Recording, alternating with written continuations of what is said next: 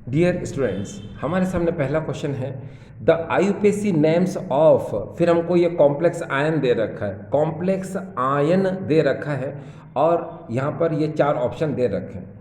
अब जो यहाँ पर ये क्वेश्चन है और मैं कहूँ डियर स्टूडेंट्स कि इसका आंसर है A option, penta amine nitrito cobalt third ion.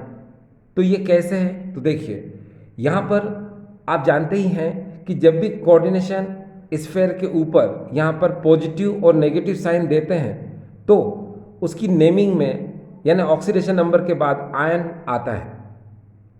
तो अब इसकी नेमिंग कैसे करेंगे? देखिए हम बोलेंगे इसको पेंटा एमीन नाइट्राइटो कोबाल्ट। इसको हमने कोबाल्टेट क्यों नहीं बोला? क्योंकि ये पॉजिटिव कॉम्प्लेक्स है। अगर यहाँ पर ये नेगेटिव कॉम्प्लेक्स होता यानी कि यहाँ पर माइनस का साइन होता तो हम उसको बोलते हैं कोबाल्टेट, क्योंकि मेटल में 8 आ जाता। लेकिन बिकॉज ये पॉजिटिव आयन है यानी पॉजिटिव कॉम्प्लेक्स है तो हम इसको बोलेंगे कोबाल्ट। तो आप इसकी नेमिंग फिर से देखिए, पेंटामाइन नाइट्राइटो कोबाल्ट थर्ड और फिर क्या आएगा? आयन। तो इसलिए इसका ए ऑप्शन क्लियर है। अब यहाँ पर आपके दिमाग में चल रहा होगा कि यहाँ पर ये थर्ड क्यों आया। तो देखिए डियर स्टूडेंट्स कि आप ये याद रखिए कि यहाँ पर CO जब भी 6 लिगेंड से अटैच होता है तो उसका ऑक्सीडेशन नंबर हमेशा 3 होता है। आप देखें यहाँ पर CO 5NH3 के साथ और एक ONO के साथ लिंक है, तो यहाँ पर 5 और 6 लिगेंड हो चुके हैं तो उसका ऑक्सीडेशन नंबर क्या आएगा? 3। ठीक है, ये पूरा क्लियर हो गया। अब और इसको क्लियर करने के लिए आप एक काम कर सकते हैं, इसकी वैल्यू भी फाइंड कर सकते हैं। अगर आप चाहें तो इसकी वैल्यू भी फाइंड करके देख सकते हैं। देखिए यहाँ पर मैं इसकी वैल्यू फाइंड कर रहा हूँ। आप यहाँ पर लिखिए पहले CO, जैसा लिखा है वैसा का वैसा लिख देते हैं, इसको बस प्लस लगा देंगे हम। प्लस यहाँ पर हो जाएगा NH3 का 5, फिर प्लस ONO। और आपको पता है कोऑर्डिनेशन स्फेयर के यहाँ पर जो भी पॉजिटिव और नेगेटिव में साइन होता है उसको हम आफ्टर द इक्वल टू लिखते हैं, तो हमने यहाँ पर आफ्टर द इक्वल टू +2 लिख दिया। ठीक, अब आपको पता है कि ये न्यूट्रल लिगेंड है और न्यूट्रल लिगेंड की वैल्यू क्या होती है? 0। तो हम यहाँ लिखेंगे CO और इसकी वैल्यू हो जाएगी 0। और ये नाइट्राइटो लिगेंड और नाइट्राइटो लिगेंड की वैल्यू होती है -1। अब इक्वल टू में क्या आएगा? +2। अब ये -1 जब उधर जाएगा तो प्लस का हो जाएगा, तो CO इक्वल टू क्या हो जाएगा? +3। तो आपने देखा इसका ऑक्सीडेशन नंबर क्या आ गया? +3। तो इसीलिए ये जो फर्स्ट क्वेश्चन है इसका ऑप्शन ये ए ही रहेगा। ठीक, अब हम दूसरे क्वेश्चन पर आ जाते हैं। डियर स्टूडेंट्स, यहाँ पर देखो the IUPAC names of Fe4 Fe6 is.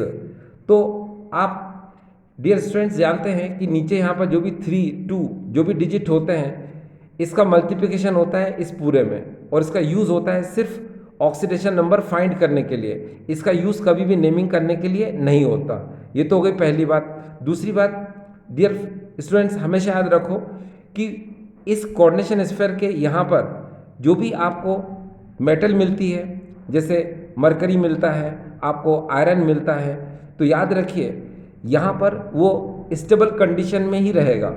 Stable condition का मतलब होता है, आपको पता है कि जो Fe होता है, देखिए स्टूडेंट्स, वो Fe+2 में भी होता है और Fe+3 में भी होता है। तो Fe+2 के कंपैरिजन में Fe+3 क्या होता है? ज़्यादा स्टेबल होता है। इसीलिए ये वाला जो Fe है वो +3 वाला है। ठीक, तो इसको आप आयरन थर्ड भी बोल सकते हो और आप चाहो तो इसको फेरिक भी बोल सकते हो। ठीक है, तो चलो अब देखो इसको कैसे बोलेंगे हम। यहाँ पर आपको आयरन थर्ड नज़र आ रहा है, ठीक है, तो इसका मतलब ये है कि आयरन थर्ड ये ऑप्शन हो सकता है। यहाँ पर देखिए ये फेरिक लिखा हुआ है, यानी ये ऑप्शन भी हो सकता है। ठीक है, तो दिखने को तो आपको यहाँ पर तीनों ऑप्शन लग सकते हैं कि हाँ हो सकते हैं। तो आप एक काम करिए, देखिए सबसे पहले जब भी हम कोई क्वेश्चन सॉल्व करते हैं तो उसका ऑक्सीडेशन नंबर निकालना हमारे लिए बहुत ज़रूरी होता है। तो चलो इसका ऑक्सीडेशन नंबर निकालें। सबसे पहले देखिए यहाँ पर जो Fe4 लिखा है उस Fe4 को आप ऐसा कैसा लिख दो, फिर ये जो 3 है इसका मल्टीप्लाई करो इस पूरे में, तो ये हो जाएगा यहाँ पर देखिए 3Fe और 6 3 जा 18, ये हो जाएगा 18 CN। आपको पता है कोऑर्डिनेशन स्फीयर के ऊपर कुछ भी नहीं है, प्लस माइनस नहीं है, तो आफ्टर द इक्वल टू क्या आएगा, 0। आपको पता है ये जो Fe है इसी की वैल्यू आपको फाइंड करना है, क्योंकि इसकी वैल्यू तो आपको पता है क्या होती है स्टूडेंट्स, +3 होती है। किसकी, जो ये बाहर है। तो अब आप इसकी वैल्यू लिख दो +3 और 3 का मल्टीप्लाई करो 4 से, तो 3 4 जा 12, तो आप यहाँ पर 12 लिख दो। इसकी वैल्यू तो फाइंड करना है, इसको ऐसे कैसे लिख दो। और +18, आपको पता है Cn की वैल्यू क्या होती है, -1 होती है, तो आप इसको -1 लिख दो, इक्वल टू में क्या आ जाएगा, 0 हो जाएगा। अब आप यहाँ 12 लिख दो, यहाँ पर 3Fe लिख दो, और यहाँ माइनस का इससे क्या करो, मल्टीप्लाई करो, तो ये हो जाएगा -18, ठीक है, इक्वल टू क्या हो जाएगा ये 0। अब आपको पता है इस -18 में आप +12 को क्या करो, माइनस कर दो, तो यहाँ पर क्या हो जाएगा, यहाँ हो जाएगा 3Fe, यहाँ पर हो जाएगा 6, इक्वल टू में क्या आ जाएगा 0। -6 को आप उधर ले जाओ तो 3Fe इक्वल टू क्या हो जाएगा 6। अब इस 6 को डिवाइड कर दो किससे, 3 से, तो यहाँ पर हो जाएगा Fe इक्वल टू 6/3, तो यहाँ पर Fe इक्वल टू क्या आ गया 2। तो यहाँ से आपको एक चीज़ क्लियर हो गई डियर स्टूडेंट्स कि यहाँ पर जो ऑक्सीडेशन नंबर आएगा वो क्या आएगा, 2 आएगा। तो इसका मतलब ये है कि यहाँ पर ये ऑप्शन सही हो सकता है, ये ऑप्शन सही हो सकता है, मगर ये नहीं हो सकता। क्यों, क्योंकि आंसर में ऑक्सीडेशन नंबर क्या आ रहा है, 2 आ रहा है। तो देखिए डियर स्टूडेंट्स, इसका एक्चुअल नाम क्या होगा, आप इसको बोलेंगे आयरन थर्ड, क्योंकि आप बहुत अच्छे से जानते हैं आयन में कभी भी डाई ट्राई टेट्रा वर्ड का यूज़ नहीं होता। डाई ट्राई टेट्रा वर्ड का जो यूज़ होता है वो सिर्फ और सिर्फ लिगेंड के लिए होता है। भले ही आयन कितने भी हों, मगर हम उनको नॉर्मली ही बोलेंगे, ठीक है। जैसे इसको हम बोलेंगे क्या, आयरन थर्ड, उसके बाद हम इसको बोलेंगे हेक्सासाइनो। और आपको पता है कि इधर आयन था तो कॉम्प्लेक्स कौन सा हुआ, नेगेटिव, और जब नेगेटिव कॉम्प्लेक्स होता है तो मेटल में कौन सा वर्ड आता है, 8, तो हम इसको बोलेंगे क्या, फेरेट। और ऑक्सीडेशन नंबर तो निकाले ही आपने, तो क्या हो जाएगा, थर्ड। तो इस तरह से आपने देखा इसका नाम क्या है, iron third hexacyanoferrate second, तो इसका ए ऑप्शन सही है। अब देखिए डियर स्टूडेंट्स, कभी कभी ऐसा भी होता है कि जो 4 ऑप्शन होते हैं उस ऑप्शन के अंदर कभी कभी 2 ऑप्शन भी ऐसे होते हैं जो करेक्ट होते हैं। अब जैसे इस क्वेश्चन में आप देख रहे हो कि फेरिक हेक्सासाइनो फेरेट सेकेंड, तो यस स्टूडेंट्स ये ऑप्शन भी इसका सही है, क्योंकि मैंने आपको बताया था आप इसको आयरन थर्ड बोलो या फेरिक बोलो, बोथ आर द सेम, यानी दोनों सही हैं, तो इसीलिए इसका बी ऑप्शन भी सही है। तो आपने देख लिया कि कभी कभी कंपटीशन के जो क्वेश्चन होते हैं उनमें एक ऑप्शन के अलावा जो दूसरे ऑप्शन होते हैं वो भी एक्यूरेट होते हैं, ठीक है। तो इनमें किसी में भी अगर आप टिक मार्क लगाते हो और वो सही है तो आपके पूरे आंसर को सही ही माना जाएगा। कभी भी आप एक से ज़्यादा टिक मार्क ना लगाएं। आपको पता है ये भी सही है, ये भी सही है, मगर इन दोनों में से एक पर टिक मार्क लगाओ, 2 पर नहीं, ठीक। चलिए हम आगे चलते हैं। हमारे सामने अब थर्ड क्वेश्चन है। देखिए, the IUPAC names of HgCOCNS4। इस क्वेश्चन में सबसे ज़्यादा स्टूडेंट जो है कंफ्यूज होते हैं। ये क्वेश्चन ज़्यादातर कंपटीशन में आता है और स्टूडेंट के दिमाग में हमेशा क्यूरी होती है कि ये कैसे होगा। तो देखिए स्टूडेंट्स, अभी मैंने आपसे कहा कि बाहर की तरफ जो मेटल होती है वो हमेशा स्टेबल होती है। जैसे आपको मैंने बताया था अभी थोड़ी देर पहले, Fe+2 Fe+3 में जो Fe+3 होती है वो हमेशा बाहर होगी। उसी तरह से डियर स्टूडेंट्स Hg जो है वो भी 2 फॉर्म में होता है, एक Hg+ में होता है और Hg+2 में होता है, यानी कि जिसको आप 2+ भी बोल सकते हो।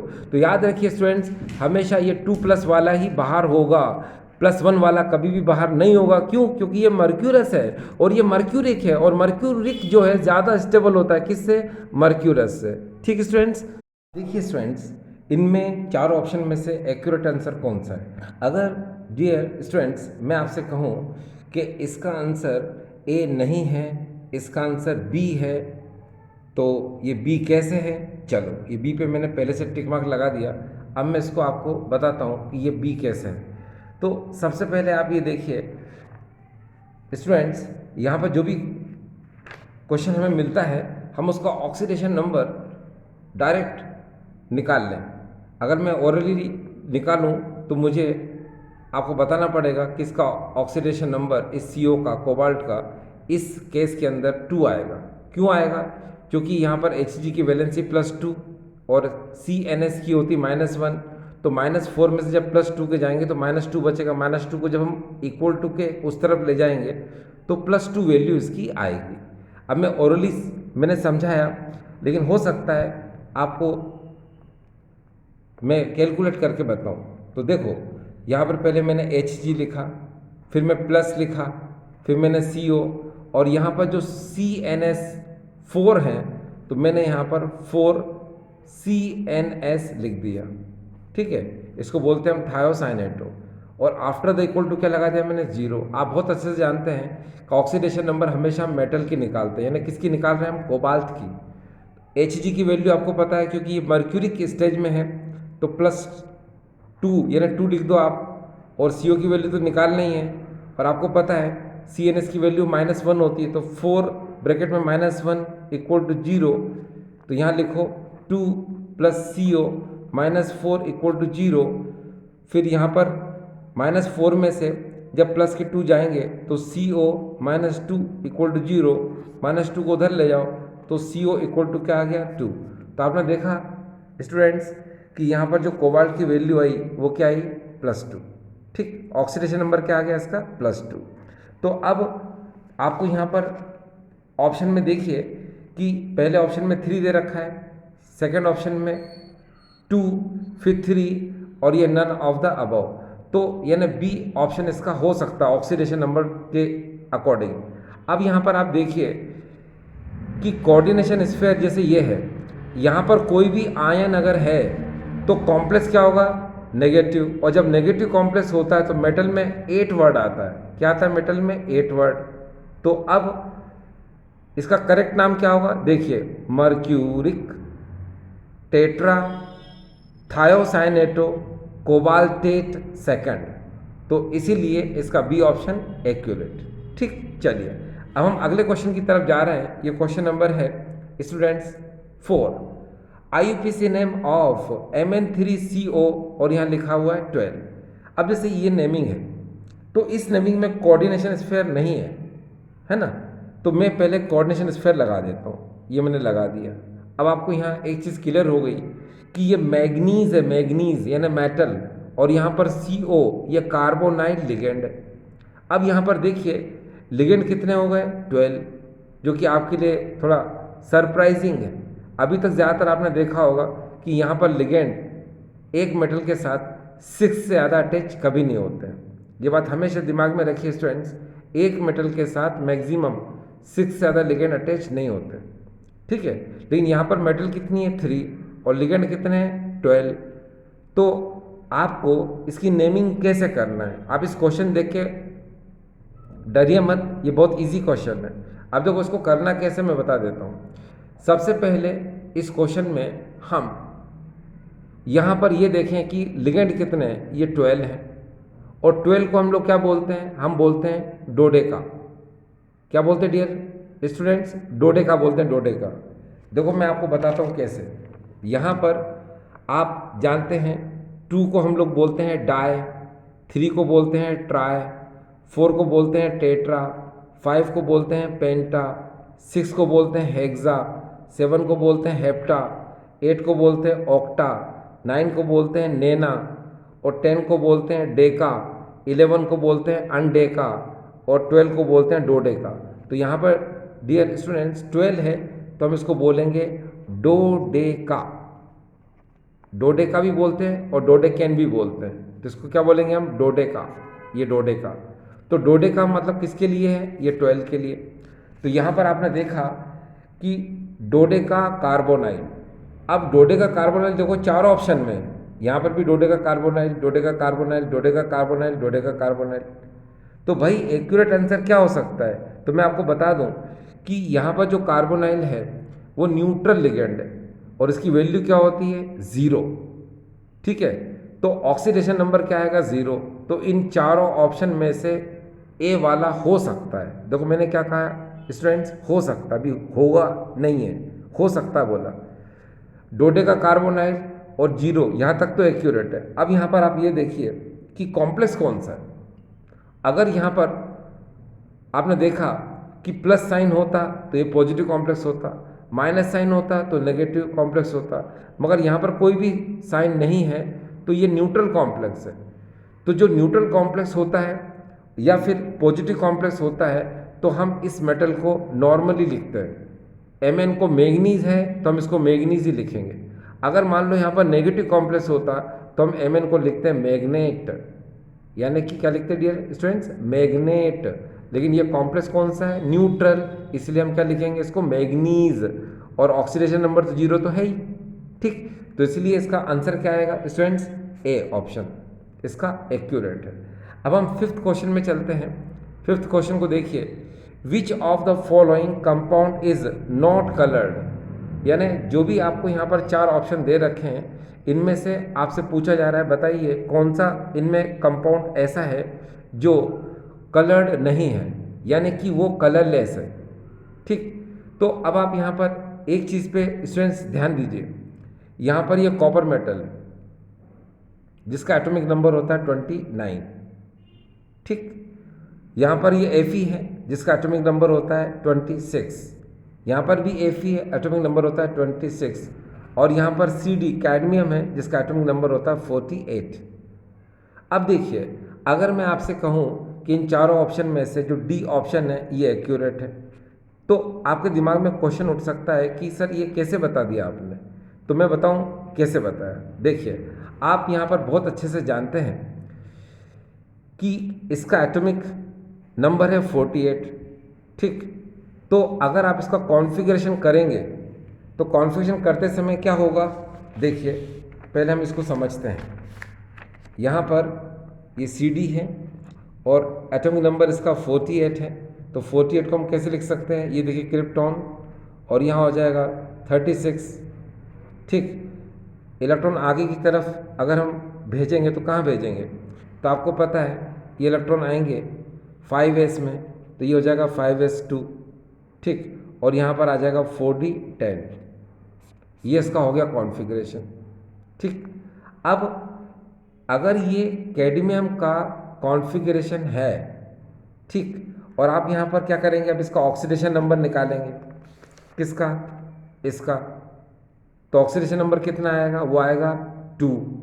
तो जब 2 इसका ऑक्सीडेशन नंबर आएगा, देखो कैसे आएगा वो भी मैं आपको क्लियर कर देता हूँ। देखिए, जैसे यहाँ पर ये Na2 है, ठीक, फिर यहाँ पर क्या है प्लस Cd और प्लस ये देखिए Cl4, तो यहाँ पर आपने Cl4 इक्वल टू में क्या लिख दिया, 0, ठीक।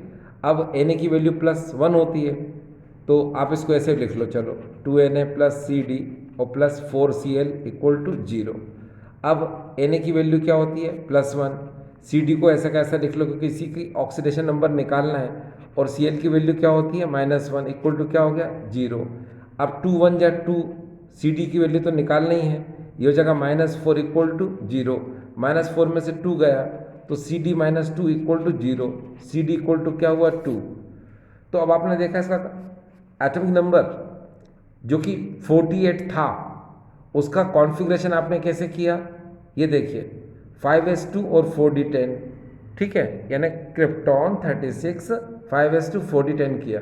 अब ऑक्सीडेशन नंबर कितना है, यहाँ पर 2 आया, इसका मतलब क्या हुआ कि यहाँ से ये जो 2 इलेक्ट्रॉन है, यहाँ से ये जो 2 इलेक्ट्रॉन है, ये 2 इलेक्ट्रॉन यहाँ से क्या हो जाएंगे, ये यहाँ से निकल जाएंगे, ठीक। अब जब यहाँ से ये 2 इलेक्ट्रॉन निकल जाएंगे तो 4d में कितने बचेंगे, 10 बचेंगे। और आपको पता है जब 4d में 10 बचेंगे तो उनको आप कैसे लिखोगे, इनको आप इस तरीके से लिखोगे फ्रेंड्स। यहाँ पर जो 4d में 10 इलेक्ट्रॉन बचे उनको हम कैसे लिखेंगे, उनको आपको पता है d ऑर्बिटल में, माफ़ करना, d सबशेल में 5 ऑर्बिटल होते हैं। ये देखिए आप इनको ऐसे बना लें, ये देखिए आपने यहाँ 4d लिख दिया। अब इलेक्ट्रॉन को कैसे लिखेंगे, पहले क्लॉकवाइज 1 2 3 4 5, फिर एंटी क्लॉकवाइज। अब आपने देखा कि इसके D में सभी के सभी पेयर्ड इलेक्ट्रॉन है, तो ये डायमैग्नेटिक नेचर का है, और जो डायमैग्नेटिक नेचर का होता है वो क्या होता है डियर स्टूडेंट्स, कलरलेस होता है। तो ये इसका ऑप्शन क्या है, ये इसका ऑप्शन करेक्ट है, कौन सा, डी वाला। अगर बाकी के, अगर हम अदर ऑप्शन की बात करें तो आपको पता है यहाँ पर देखिए कॉपर है, इसका 29 होता है, ठीक है। तो 29 या इसका डी ऑर्बिटल वो क्या रहेगा, फुली फिल्ड नहीं रहेगा, इनकम्प्लीट रहेगा, यानी ये कलर्ड होगा। उसी तरीके से अगर हम यहाँ पर Fe की बात करें तो ये भी इसका डी ऑर्बिटल इनकम्प्लीट रहेगा, फुली फिल्ड नहीं रहेगा, तो ये भी कलर्ड होगा। उसी तरह से यहाँ पर भी जो Fe है वो भी इनकम्प्लीट होगा, तो ये भी क्या होगा डियर स्टूडेंट्स, कलर्ड होगा। इसलिए इसका ऑप्शन डी एक्यूरेट है। ठीक, चलिए अब हम आगे की तरफ चलते हैं। देखिए स्टूडेंट्स, अब हमारे सामने नेक्स्ट क्वेश्चन है, the geometry and magnetic behaviour of the complex और NiCO का होल 4। हमें इस क्वेश्चन में ये करना है, ये NiCO का होल 4, ये जो कॉम्प्लेक्स कंपाउंड है, इसका हमको मैग्नेटिक बिहेवियर और इसके ज्योमेट्री के बारे में बताना है। ऑप्शन हमारे सामने ये चारों हैं, ठीक। अब देखिए यहाँ पर ये जो NiCO का होल 4 है, तो आप स्टूडेंट्स जानते हैं जब भी किसी मेटल के साथ अगर 4 लिगेंड जुड़े हुए हैं तो उसमें हाइब्रिडाइजेशन यानी कि या तो DsP2 होगा या फिर sp3 होगा, क्योंकि आप बहुत अच्छे से जानते हो कि जब किसी मेटल का कोऑर्डिनेशन नंबर अगर 4 है तो उसमें हाइब्रिडाइजेशन जो है या तो DsP2 होता है या फिर sp3 होता है, ठीक। अब इसमें कौन सा है वो हम जानेंगे। उसके बाद डियर स्टूडेंट्स, आप ये भी जानते हो कि यहाँ पर ये जो CO है ये स्पेक्ट्रोकेमिकल सीरीज में ये स्ट्रॉन्ग लिगेंड की तरह बिहेव करता है, ठीक है। इसीलिए जो मेटल आयन के अनपेयर्ड इलेक्ट्रॉन होते हैं उनको ये क्या कर देता है, पेयर्ड कर देता है, ठीक। आपको पता है कि COCN ये स्ट्रॉन्ग लिगेंड होते हैं, स्ट्रॉन्ग फील्ड लिगेंड होते हैं, और ये मेटल आयन के अनपेयर्ड इलेक्ट्रॉन को पेयर्ड करते हैं। तो चलो इसको देखते हैं। इसको देखने के लिए आपको करना क्या है, इधर देख लीजिए, ये हमारे पास निकिल है, एटॉमिक नंबर आपको पता है 28 है। इसका कॉन्फ़िगरेशन करिए, यहाँ पर हो जाएगा ऑर्गन, ये हो जाएगा 18, थोड़ा सा स्पेस दे दीजिए, ये हो जाएगा 4s2 और 3d8, तो ये हो जाएगा 28। अब 28 करने के बाद आप 3d और 4s को आप हुंड्स रूल के अकॉर्डिंग लिखेंगे। तो आपने यहाँ 3d, d में आपको पता है 5 ऑर्बिटल होते हैं और 4s में एक ही ऑर्बिटल होता है। इसमें इलेक्ट्रॉन कितने 2, तो आप 2 लिख दीजिए, और d में 8 इलेक्ट्रॉन है, तो देखिए 1 2 3 4 5 6 7 8 आपने ऐसे कर दिया, और ये किया किसके लिए, निकिल के लिए। अब आपको पता है कि इसका अगर आप ऑक्सीडेशन नंबर निकालोगे तो 0 आएगा, क्यों, क्योंकि ये न्यूट्रल लिगेंड है, इसकी वैल्यू क्या होती है, 0। तो अब क्या करेंगे हम, इसमें से इलेक्ट्रॉन रिमूव कर नहीं सकते क्योंकि ऑक्सीडेशन नंबर इसका 0 है। अब इसके जस्ट बाद लिगेंड की एंट्री कराएंगे हम, यानी कि NiCO का होल 4 को हम बनाएंगे। तो क्या होगा, आपको पता है CO स्ट्रॉन्ग लिगेंड होता है, तो क्या होता है कि ये वाले इलेक्ट्रॉन 4s के वो D में इंट्रैप कर जाते हैं, इसमें चले जाते हैं, जिसकी वजह से s ऑर्बिटल क्या हो जाता है, खाली हो जाता है। तो ये देखिए NiCO का होल 4, और अब 3d में इधर देखिए इस तरह से जो इलेक्ट्रॉन थे उनमें से एक इधर और ये इधर, आप ऐसे भी कह सकते हैं ये पेयर्ड हो गया और ये वाले इलेक्ट्रॉन इधर आ गए, कुल मिलाकर के d ऑर्बिटल फुली फिल्ड हो जाएगा। देखिए 1 2 3 4 5 6 7 8 9 10, ठीक है। इस तरह से आपने देखा कि d फुली फिल्ड हो गया और 4s जो है ये खाली हो गया। अब आपका ध्यान सिर्फ इस पे जाना चाहिए, इस पे देख रहे हो आप सभी पेयर्ड इलेक्ट्रॉन हैं, तो ये होगा डायमैग्नेटिक, ये डायमैग्नेटिक, इसको हिंदी में कहते हैं प्रति चुंबकीय। और जो डायमैग्नेटिक होता है वो होता है कलरलेस, यानी कि रंगहीन। इसीलिए अब हम देखते हैं, ये डायमैग्नेटिक हमने लिख दिया और साथ में हमने लिख दिया इसको क्या, कलरलेस। अब देखिए डायमैग्नेटिक और कलरलेस ये दो चीज़ें हैं। उसके बाद डियर स्टूडेंट्स, यहाँ पर इस क्वेश्चन में बात की गई है किसकी, ज्योमेट्री की। तो ज्योमेट्री के लिए आपको पता है कि इस मेटल के साथ यहाँ पर 4 लिगेंड अटैच्ड हैं, तो ये मेटल 4 वैकेंट ऑर्बिटल अवेलेबल कराएगा। एक तो इसने 4s से अवेलेबल करा दिए और बाकी के ये 4p से अवेलेबल कराएगा, ये देखिए, ठीक है। तो लिगेंड कितने यहाँ पर 4, तो 4s के नीचे एक CO लिख दो, बाकी 4p के नीचे 3 CO लिख दो। आपको पता है every ligand donate a pair of electron, काय के लिए? कोऑर्डिनेट बॉन्ड फॉर्मेशन के लिए। तो ये भी एक लोन पेयर देगा, ये भी एक लोन पेयर देगा, ये भी एक लोन पेयर देगा, ये भी एक लोन पेयर देगा। तो इसमें हाइब्रिडेशन जो हो जाएगा वो हो जाएगा sp3। और जब sp3 हाइब्रिडेशन होता है तो उसका स्ट्रक्चर होता है टेट्राहेड्रल। टेट्राहेड्रल मतलब चतुष्फल की हिंदी में। तो अब आपको ये भी क्लियर हो गया कि इसकी ज्योमेट्री क्या है, टेट्राहेड्रल, ठीक। तो टेट्राहेड्रल और दूसरा डायमैग्नेटिक। तो आपने देखा कि इसका ऑप्शन क्या आएगा डियर स्टूडेंट्स, बी। ये देखिए टेट्राहेड्रल भी है, साथ में ये डायमैग्नेटिक भी है। क्लियर? आपको ये क्लियर हो गया अच्छे से? चलिए अब हम आगे चलते हैं। स्टूडेंट्स हमारे सामने नया क्वेश्चन है, the number of unpaired electrons in the complex ion. और हमारे सामने है ये कॉम्प्लेक्स आयन COF63 नेगेटिव, और यहाँ पर हमको कोबाल्ट का एटॉमिक नंबर दे रखा है 27। हमारे सामने ऑप्शन है 4, 2, 3, 4 एंड 5। तो इन ऑप्शन में से कौन सा ऑप्शन करेक्ट है? चलो हम आगे चलते हैं। देखिए स्टूडेंट्स, सबसे पहले हम लेंगे यहाँ पर COF63 नेगेटिव, हम इसकी बात करेंगे। तो आपको पता है इस COF63 नेगेटिव में जो मेटल है वो क्या है? Cobalt, CO। तो हमने सबसे पहले यहाँ पर CO को लिखा। एटॉमिक नंबर स्टूडेंट्स आप जानते हैं कितना है? 27। आप यहाँ पर 27 लिख देंगे। उसके जस्ट बाद इसे आप इनर्ट गैस यानी नोबल गैस रूल के अकॉर्डिंग करेंगे। तो देखिए कैसे करेंगे। CO यहाँ पर लिखेंगे आप AR ऑर्गन, इसके टॉप पर लिखेंगे आप 18 और थोड़ा सा स्पेस देकर यहाँ लिखेंगे 4s2 और यहाँ पर 3d7। ये देखिए 18 और 2 20, 20 और 7 27, ये इसका कॉन्फ़िगरेशन हो गया। अब हम इसके जस्ट बाद हम इसको हुन्स रूल के अकॉर्डिंग लिखेंगे। तो सबसे पहले हम लिखेंगे यहाँ पर CO और यहाँ लिखेंगे 3d। आपको पता है D में 5 ऑर्बिटल होते हैं कुछ इस तरह, ये देखिए ये आपने ऑर्बिटल, और यहाँ 4s में s मीन्स 1 ऑर्बिटल होगा। अब देखिए यहाँ पर इलेक्ट्रॉन कितने हैं? 2, आपने यहाँ पर 2 लिख दिए।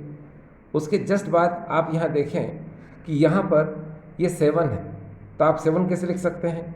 1 2 3 4 5 6 एंड दिस इज़ द 7। ये आपने ऐसे 7 लिख दिया।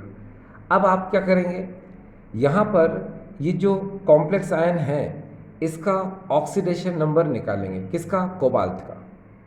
तो चलो इस कंपाउंड को फिर से लिख लेते हैं, हम इस कॉम्प्लेक्स को फिर से लिख लेते हैं। ये देखिए हमने ऐसे लिख लिया। हमको इसमें कोबाल्ट का ऑक्सीडेशन नंबर निकालना है। तो कैसे निकालेंगे स्टूडेंट्स? सबसे पहले हम CO लिखेंगे, फिर यहाँ पर F6 लिखेंगे और आफ्टर द इक्वल टू -3। क्यों? क्योंकि कोऑर्डिनेशन स्फीयर के ऊपर -3 यानी 3 नेगेटिव, तो उसको -3 लिख सकते हैं। अब हम क्या करेंगे, यहाँ लिखेंगे CO और F6 को लिखेंगे हम 6F और इक्वल टू में यहाँ लिखेंगे -3। आप स्टूडेंट्स जानते हैं यहाँ पर ये फ्लोराइडो, इसका ऑक्सीडेशन नंबर तो नहीं होता, इसकी वैल्यू ज़रूर होती है, और वैल्यू होती है इसकी क्या? -1। अगर आप हेलोजन की बात कर रहे हो तो आपको पता है फ्लोराइडो, क्लोराइडो, ब्रोमाइडो, आयोडाइडो, इन सब की जो वैल्यूज़ होती हैं वो होती है -1। तो यहाँ F की वैल्यू भी क्या होगी? -1। तो आप क्या करोगे, CO6 F की वैल्यू -1 लिख दो, यहाँ हो जाएगा -3 और मल्टीप्लाई करो इससे तो -6 हो जाएगा। तो CO -6 इक्वल टू -3। अब -6 को आफ्टर द इक्वल टू उधर ले जाओगे तो प्लस का हो जाएगा। तो CO इक्वल टू -3 + 6, तो वैल्यू आएगी +3। इस 3 का मतलब होता है कि आपको ये जो 3 है वो आप CO के ऊपर लिख दो, क्योंकि यहाँ जो ऑक्सीडेशन नंबर आता है आप जो कोबाल्ट है इसके टॉप पर लिख देंगे उसको। ये देखिए आपने CO3 पॉजिटिव कर दिया। इसका मतलब होता है कि आपको 3 इलेक्ट्रॉन निकालना है।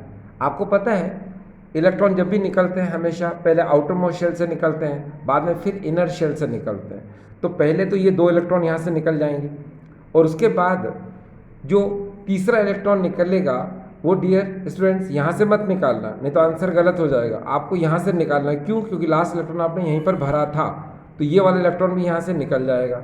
अब जब यहाँ से ये निकल जाएगा तो अनपेड कितने बचेंगे? 1 2 3 4।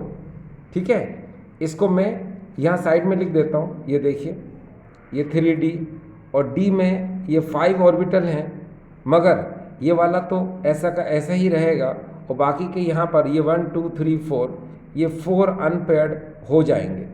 ठीक, क्योंकि S तो खाली हो गया था, है ना, उसमें तो कुछ भी नहीं था। तो ये अनपेयर्ड इलेक्ट्रॉन कितने हो गए? 4। तो इसका एक्चुअल आंसर क्या आएगा स्टूडेंट्स? 4। ये देखिए ये 4 इसका आंसर आ चुका है। अब डियर स्टूडेंट्स अब हम अगला क्वेश्चन लेके चल रहे हैं और क्वेश्चन कुछ इस तरह से है। देखिए, which one of the following complex is an outer orbital complex.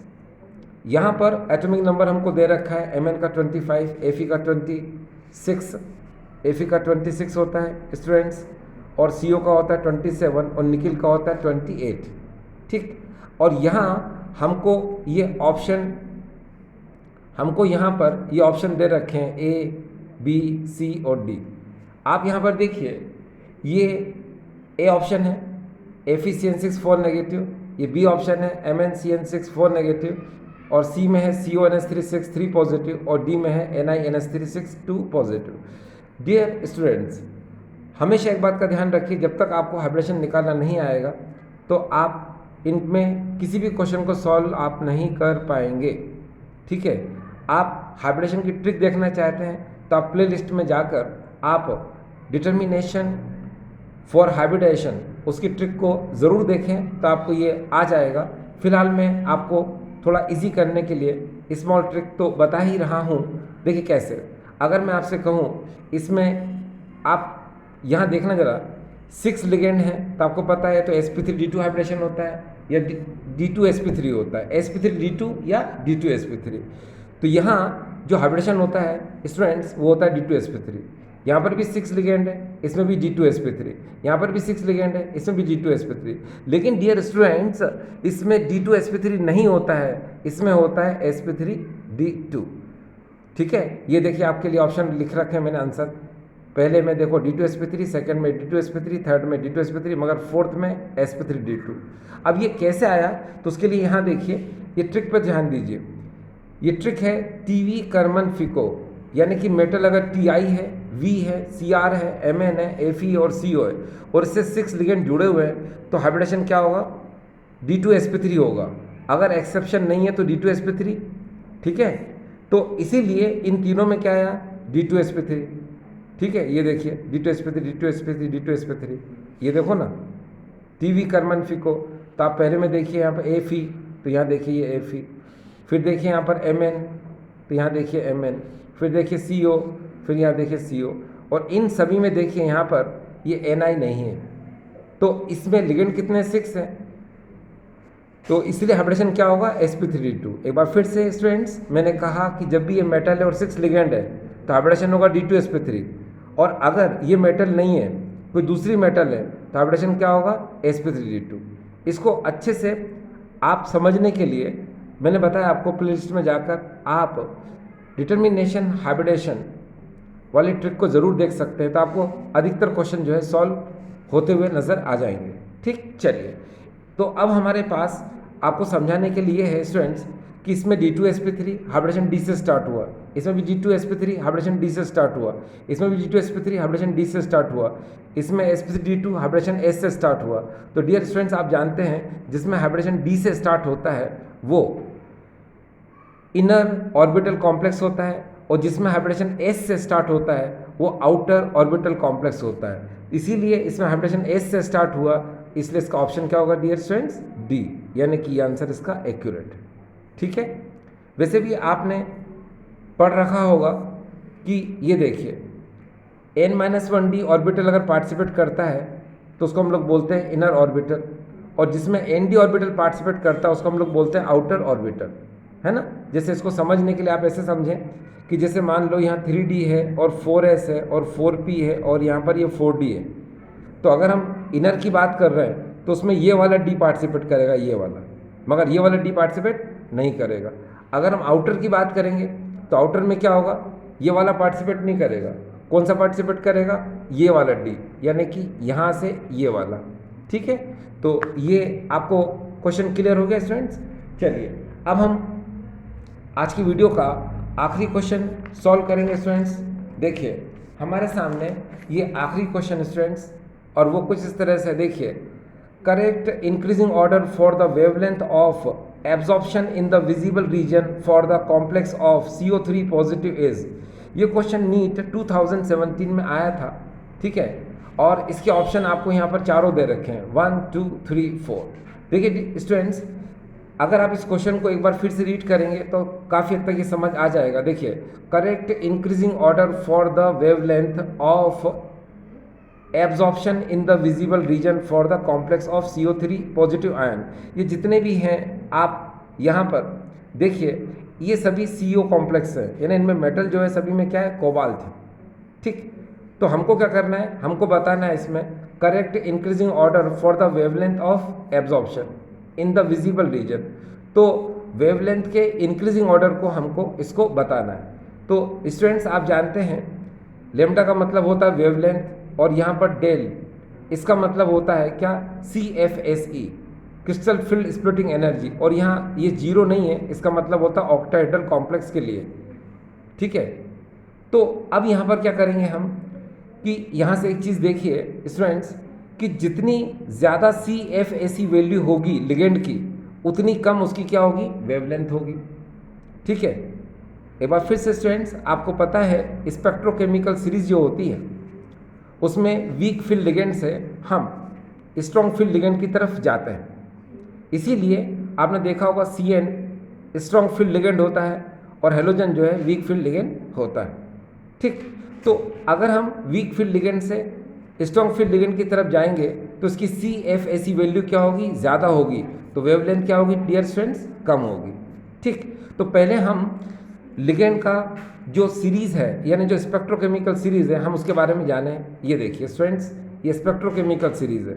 ये ट्रिक कुछ इस तरह से स्टूडेंट्स, हाई बेल पानी EDTA PAI नोट खन काओ, इसको सेट कैसे करना है। यहाँ हाई का मतलब होता है H, यहाँ हाई का मतलब H, बेल मतलब ऑक्स, पानी मतलब H2O, EDTA को EDTA, PA को PY, I को AE, नोट को NO2 और खन का मतलब CN और काओ मतलब CO। अब देखिए यहाँ पर H का मतलब होता है हेलोजन, तो हेलोजन में आपको पता है कि हम आयोडीन से फ्लोराइडो, यानी आयोडाइडो से हम फ्लोराइडो की तरफ जाएंगे सबसे पहले, ये देखिए, तो इतना आपको क्लियर हो जाएगा। इसके बाद इस H का मतलब होता है हाइड्रोक्सी, इसका मतलब होता है ऑक्स का मतलब ऑक्सलेटो, पानी यानी पानी, EDTA यानी EDTA, PA यानी पिरिडीन, ये A का मतलब होता है एमीन, एमीन मतलब NH3। यहाँ पर ये देखिए, ये एमीन और ये EN, तो ये देखिए एमीन और ये EN, उसके बाद में ये NO2, उसके बाद ये CN और उसके बाद ये CO, ठीक। तो अब आपने देखा ये सीरीज कैसे, वीक फील्ड लिगेंड से स्ट्रॉन्ग फील्ड लिगेंड की तरफ। तो अब आप यहाँ पर देखिए कि जो हमारे पास ये कॉम्प्लेक्स हैं, ये इनमें देखिए कौन कौन से लिगेंड हैं, आप ध्यान से देखिए, एक EN है, एक NH3 और एक H2O है। तो हम इनको पहले इस स्पेक्ट्रोकेमिकल सीरीज में देखें कि ये कहाँ कहाँ है। तो देखिए स्टूडेंट्स, देखिए सबसे पहले आप देखें यहाँ पर कि H2O जो है ये पहले आ रहा है, फिर NH3 यहाँ पर आ रहा है और EN जस्ट उसके बाद में आ रहा है। तो आपने देखा कि इसकी जो CFSE वैल्यू है वो कम है, इसकी ज़्यादा है और EN की सबसे ज़्यादा है। इसको आप ऐसे समझिए, देखिए यहाँ पर मैंने ऐसे लिख दिया, ये CFSE का इंक्रीजिंग ऑर्डर है, तो नेचुरल वेवलेंथ क्या होगी, जस्ट इसकी अपोजिट, क्या होगी, जस्ट इसकी अपोजिट होगी, तो क्या होगी, हम इसको उल्टा हमने एरो बना दिया, यानी सबसे कम इसकी, उससे ज़्यादा इसकी और सबसे ज़्यादा इसकी, इसीलिए ये करेक्ट ऑप्शन है। यहाँ पर ये जो आप देख रहे हैं ये करेक्ट ऑप्शन है, और ये ऑप्शन हमें दे रखा है यहाँ पर इस फर्स्ट क्वेश्चन में स्टूडेंट्स, ये वाला, इसीलिए इसका एक्यूरेट आंसर क्या आएगा स्टूडेंट्स, ये A, ये देखिए ये इसका आंसर आ चुका है, ठीक। तो आई होप स्टूडेंट्स आज का वीडियो आपको ठीक लगा होगा। Thank you.